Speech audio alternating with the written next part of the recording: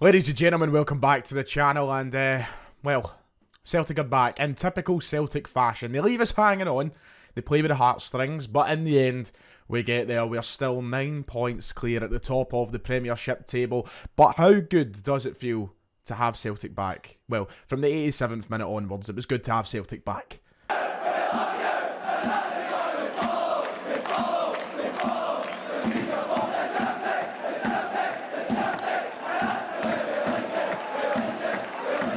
If you haven't already, please make sure to hit like and subscribe. We're back in business. The match reviews, the match previews, the whole shebang. It's here, it's back. The season continues, and Celtic pick up from where they left off in winning ways. A 1-0 win away to Aberdeen this afternoon, and a game that was obviously very testing. I think that we can all agree it was a tough watch for the first 87 minutes.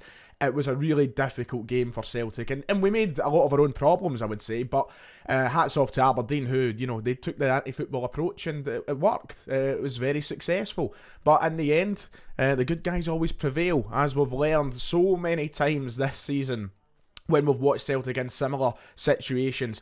And, you know, we need to be patient sometimes, and it's difficult when you've got such a reactionary fan base. You know, when things aren't going our way, everybody is suddenly the worst player on earth, or they shouldn't be in the team, and people start throwing their toys at the pram. Sometimes we have to be patient, and today was obviously a key example of that. We were patient, we had to wait a little bit longer, and Callum McGregor, back from injury, scores on his return game, and what a game he had coming back. And I think the overwhelming story from this game was the influence of Callum McGregor. Not only was he the match winner, not only did he give us the 3 points today, but just his overall performance coming back. You see how important he is to this side. He's the captain for a reason.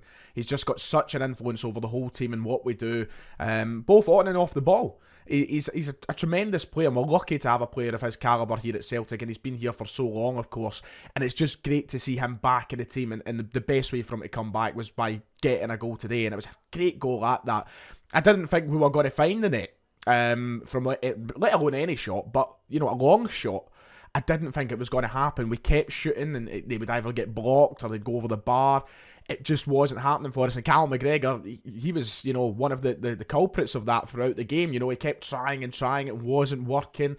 And when he lined up the shot just towards the end, I was thinking to myself, oh God. But then you see the net ripple, and all you can say is fair play. But overall, him coming back into this team is huge for us, and hopefully he can carry on the rest of this season fit and healthy. He's a mainstay in the midfield. He was easily our best midfielder today. In the middle of the park, I thought, you know, we had a difficult game. I thought Hatate and O'Reilly both were a little bit off, and McGregor was the one who kind of prevailed through the rustiness of coming back, and that's one of the main things we've got to remember from today. And before we get into talking about the game in general and the first and second half, there was always going to be a bit of rustiness. There was always going to be a bit of kind of, I don't want to say legginess. You know, I didn't think we would be unfit or anything like that, but we certainly weren't going to be the same Celtic that we were when we finished off the first portion of the season. We certainly weren't going to be right back into things. You know, we've just had over a month off. We've not kicked a ball in a long time. I know we had those couple of friendlies in Australia, but they were friendlies. They weren't competitive games. People have been at the World Cup. People have been just at Lennoxtown without any real test of competitive football. It was always going to be a difficult first game back, especially when you're taking on the side who are third in the table. So it was never going to be right back into things, scoring 3, 4, 5 goals. It was always going to be a real test, and it was going to be the one that we had to kind of fight our way through. And with an 87th minute winner, that's exactly what happened. So it's a positive sign. It's good to come back and get the 3 points. I think first and foremost, we've got to acknowledge the fact that we've came back and we've got the 3 points. If we dropped points today, it wouldn't have been the end of the world. If it did finish 0-0, I wouldn't have been sitting here overly concerned. I wouldn't have been calling for folk to be dropped. I wouldn't be calling for the manager's head by any means.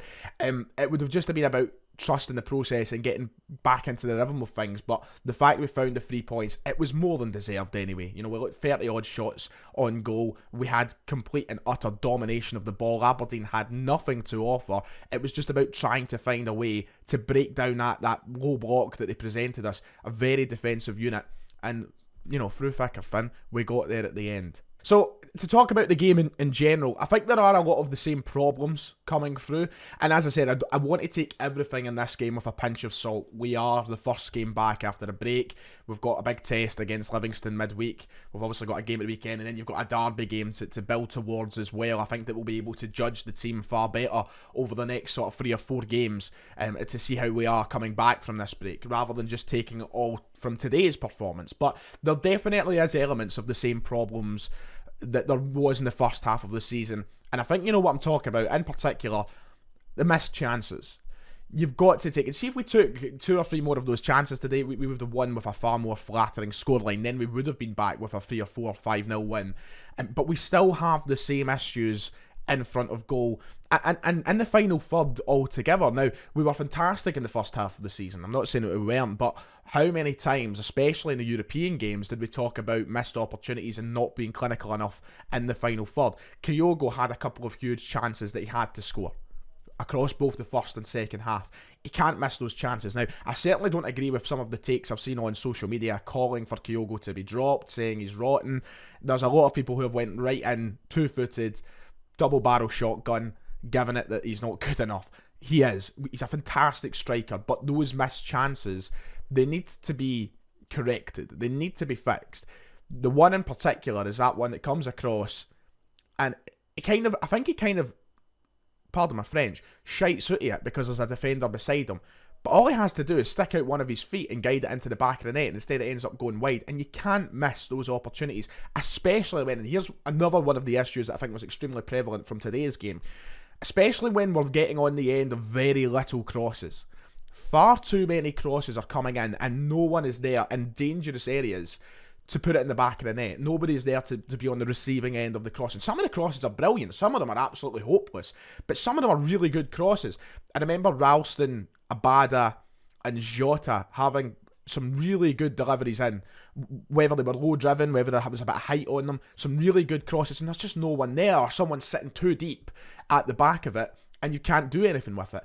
We're putting in far too many of them and there's nobody there. But then when there is someone there, e.g. Kyogo, on the end of that particular cross I'm talking about, we're not putting it in the back of the net, and it is becoming a bit of an issue. It's something that I'm not overly concerned about because we're winning games, but then when it comes to these bigger games, or games where you're behind and you're maybe having to dig a bit deeper, if you're not taking those chances, then it does start to become a problem. Then you are talking about maybe dropping points.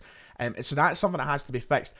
Some of the crosses were really piss poor today. I don't think by any means there was a real standout performer throughout the game, maybe except McGregor.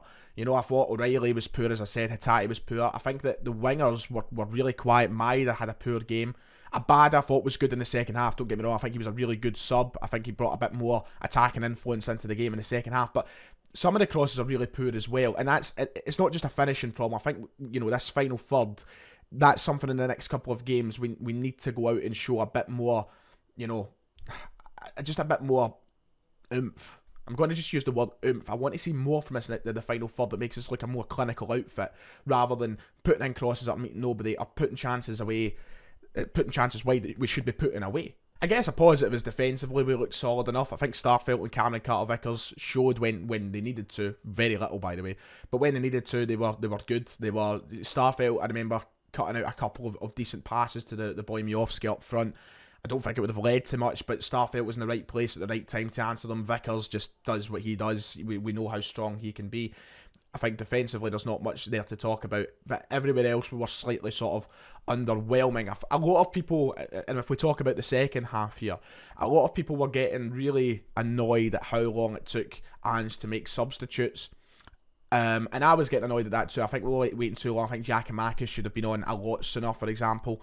But the subs did make a difference. I think we've seen Forrest come on. Abada was the main one for me. He did come on right at half time, right enough. But the other ones that came on, I think Forrest made a good difference. You know, these are the kind of things we need to trust the manager on, and whether they're too late or not, ultimately we reaped the rewards of it, didn't we? The manager got it right. We ended up winning the game. So it's all very well and good us sitting here and maybe saying, oh, he's waited too long, he's made the wrong subs, whatever. At the end of the day, those subs helped us get towards the 3 points, because when we did make the changes, I think we suddenly looked like we were more likely of scoring goals. So really, the manager's vindicated in his decisions. So fair play to Ange on that front. I think people over exaggerate how long it takes for the subs to be made because of stuff like the missed chances, and they just get very frustrating, and we get very tedious and waiting for something to change. You know what I mean? I did feel it throughout the game, but when you look back on it, all worked out. I'll take it. It gives me confidence for moving forward. We do know how to beat these sides. You know, we're not. I remember there being a time where we couldn't really break down these low block sides, and we were finding it really difficult. But now, even if we have to wait 87 minutes, we're doing it, and that's a positive to take from today's game in itself. The fact we did find a way that we did do it.